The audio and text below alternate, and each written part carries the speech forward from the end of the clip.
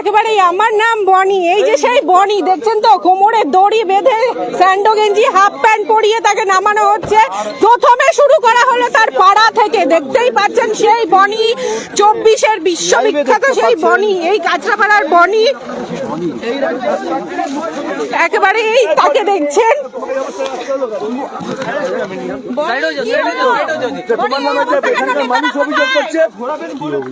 তুমি তোলা নিতে এখান থেকে বিভিন্ন কোটা থেকে টাকা দিতে, টাকা দিতে। আরে বলো না, আর কি হবে? তো কিছু বলার নেই। কেন? তোমার নেতারা কোথায়? একা একা তুমি কি, তোমার কোনো আক্ষেপ আছে? দলের জন্য তো অনেক কিছু তোলা তুলেছো, তো এই কি আক্ষেপ আছে কোনো? তাদের দিতে টাকা, নাম করে টাকা তুলেছিলে, তারা কোথায় গেল? বলো বলো। এইখানেই তো 24 সালে তুমি বলেছিলে আমি বলি।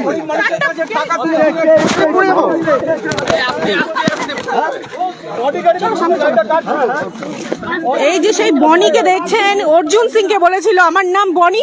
সেই বনির অবস্থা দেখুন, তার নেতারাও তার পাশে নেই।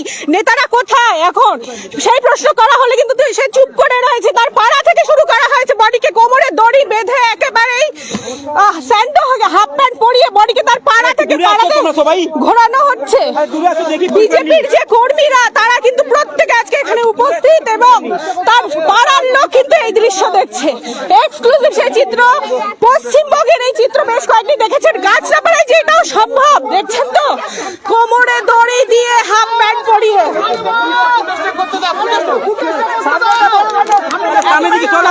3 নম্বর ওয়ার্ডে বনিকে ঘোরানো হচ্ছে। বনি একটা দাস সৃষ্টি করে রেখেছিল, একটা বনি নামে এটা এই অঞ্চলে একটা আতঙ্ক ছিল।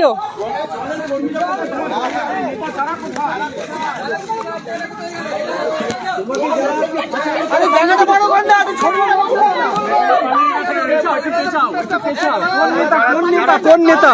নেতার নাম কি? তৃণমূল কংগ্রেসের যারা নেতা তারা পালিয়ে গেছে, যারা চুরি করেছে তারা পালিয়েছে। আমি চুরি করিনি, সেই জন্য এখনো আছি। চুরি করেছে, নামটা বললাম। কমল অধিকারী নেই, জানি না কোথায়। ওই তো আর কে আছে? আর কে আছে? হ্যাঁ, ওই তো বললাম তো, কমল অধিকারীর কথা বললাম তো। কি করতো? তোমার উপর কি প্রেশার ক্রিয়েট করতো? ছবিটা করতে, ছবিটা সামনে যা, সামনে যা, সামনে দেখতে পাচ্ছেন সেই বনি।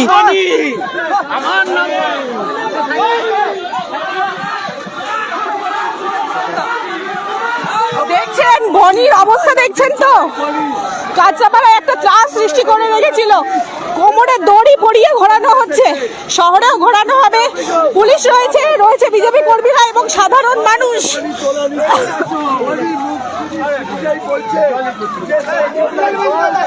একেবারেই বিজেপি কর্মীরা কিন্তু জোর জোর স্লোগান দিতে শুরু করেছেন।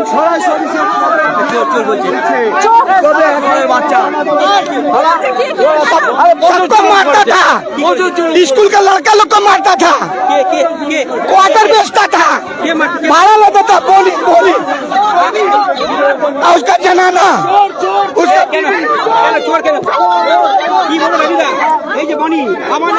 ওর জন্য আমরা পার্টির কোনো কার্যক্রম করতে পারতাম না।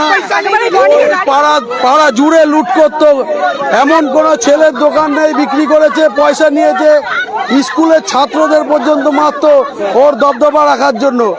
ওকে কোনো মতে আমরা সবাই খুশি, সবাই খুশি। সেন্ট্রাল বাহিনী গেলে পরে তারপরে আমাদের আরো খুশি উপরে আসবে, আরো খুশি আসবে। যখন রিপ্রেস দিতে আসতাম তখন বলতো কেড়ে ছিঁড়ে দিয়েছে, ফেলে দিয়েছে। ওই আমার দোকান এই বলি দাঁড় করিয়ে অমিত ছটপুকুরের ওখানে মুরগির মাংসের দোকান, আমার দোকান বুলডেজার দিয়ে